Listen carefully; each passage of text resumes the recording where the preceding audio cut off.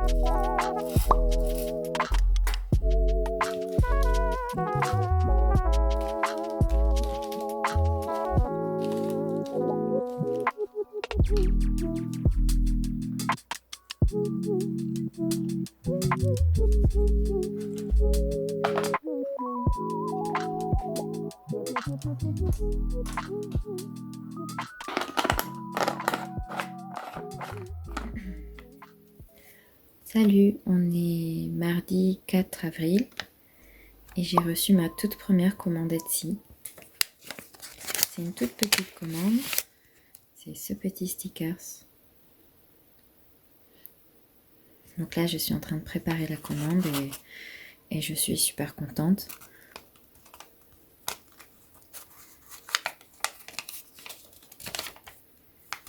Donc je la glisse dans cette petite pochette qui pourra protéger le stickers. Et je mettrai le tout dans une petite enveloppe avec la carte de remerciement et un petit stickers en cadeau.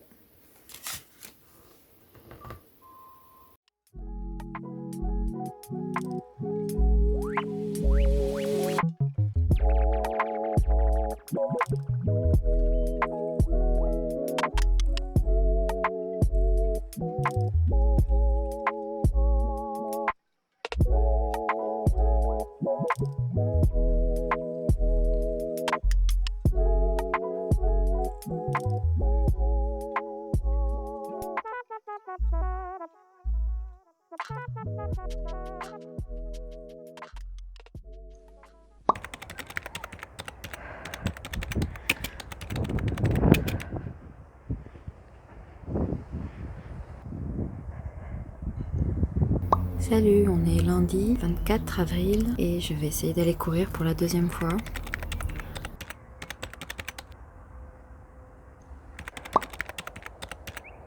Hier je suis allée courir, c'était pas une super bonne idée. Dès le début je sentais que je boitais, j'ai quand même persisté. Je voulais vous montrer aussi un dessin que j'ai fait ce mois-ci. Donc le projet ce serait d'en faire un suncatcher, c'est pour ça qu'il n'y a que des aplats. Et pourquoi pas le transformer en stickers. J'ai également ces stickers que j'ai toujours pas imprimés. Et mon objectif c'était de le faire sur un papier transparent. Mais le problème il n'est pas waterproof, donc il faut également que je mette une protection dessus.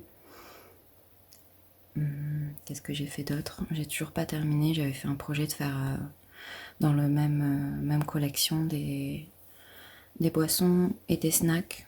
Donc là il y a 2 boissons, toujours jouer avec ce côté transparent, donc sur papier stickers transparents. Donc là je voulais faire des petits bonbons. On a 2 boissons. Oups. Et là je l'ai pas encore fait, mais peut-être faire une brioche à l'intérieur ou une pâtisserie.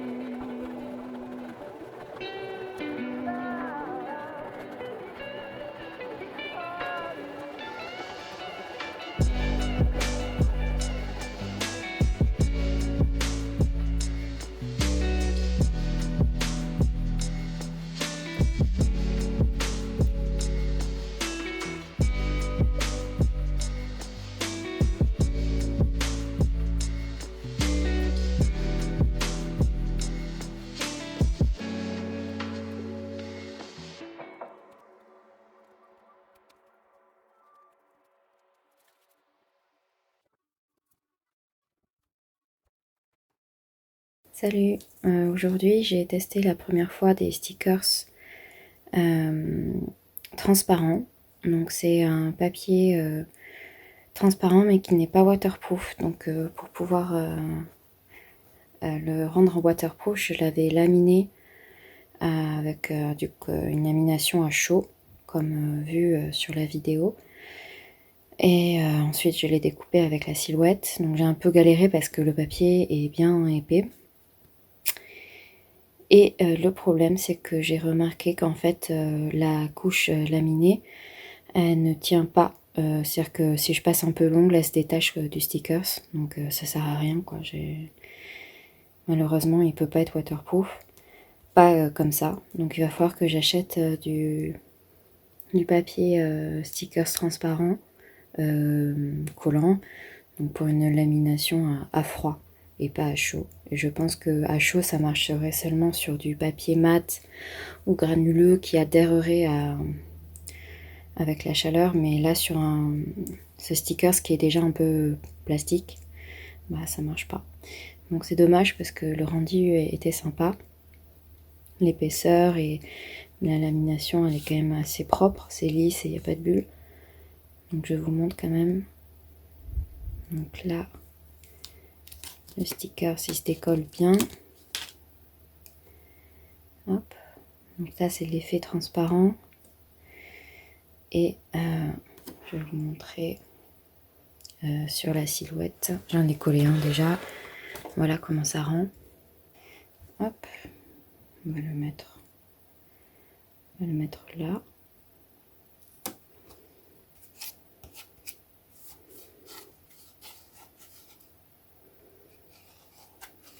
D'ailleurs, on voit ce que ça fait sur un support transparent. C'est quand même, ça se voit moins que sur un support blanc. Et je vais voir si j'arrive à détacher la partie laminée. Ouais, complètement, hyper facilement. Là, j'ai donné un petit coup d'ongle. J'attends que ça se focus. Voilà. Ici, là, hop, ça se détache. Donc ça sert à rien. Bon, je vais pas le forcer plus, mais et je pense pas que ça soit que j'ai pas assez laminé parce que j'ai fait 2 passages. Ce que je peux essayer, c'est de passer le sticker sous l'eau, voir ce que ça fait. Mais bon, dans tous les cas, il va falloir que je change de méthode. Parce que là, c'est trop dangereux. Je vais le passer sous l'eau et je reviens. Alors je l'ai complètement passé sous l'eau, j'ai frotté comme ça. Ça s'est pas détaché plus, mais la partie décollée, elle reste décollée. Je pense que là, si je tire, j'y arrive. Ça tient quand même un peu, donc bon. Je vais pas les vendre et je pense que je les donnerai en cadeau. Et au moins, en tout cas, ça protège bien. Sachant que ce papier stickers, je l'avais passé sous l'eau une première fois parce que j'étais plus très sûre s'il était waterproof ou pas. Par exemple, celui-là, il n'est pas waterproof. On peut bien voir que il est passé quelques fois sous l'eau et ça, il a quand même tenu un petit peu, mais pas trop non plus.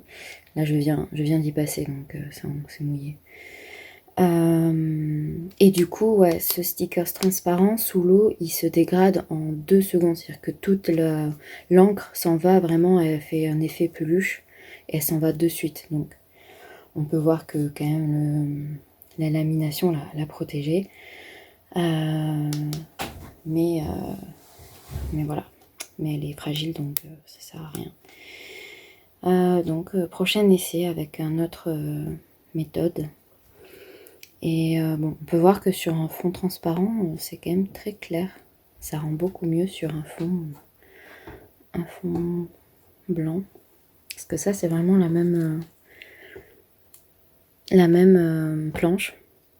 Donc les couleurs, la vibrance, c'est la même, mais c'est juste sur un autre fond. Voilà, bon bah... Encore un essai raté. Salut, on est dimanche 1er mai, donc je suis en train de finir de monter la vidéo. Et je voulais quand même filmer une petite fin, conclusion à ce vlog d'avril. Donc on peut voir que j'ai pas fait énormément de dessins et de produits pour mon shop. Comme je l'avais précisé, je suis quand même assez concentrée sur le fait d'essayer de me remettre en forme physiquement. Et surtout en milieu fin de mois. Donc je suis allée courir et je suis encore un peu en train de récupérer de ma dernière course qui s'est pas très bien passée. Donc là, objectif de mai, c'est toujours de prendre soin de mon corps et de peut-être faire du sport, mais plus progressivement que la course. Malheureusement, je suis pas prête. Ça me désespère pas, mais ça me rend un peu triste parce que c'est ce que j'aime le plus. Et physiquement, j'en suis pas capable encore. Ou alors, il faut que je le fasse une fois par semaine, grand max, et quand je me sens hyper bien reposée. Là, j'étais allée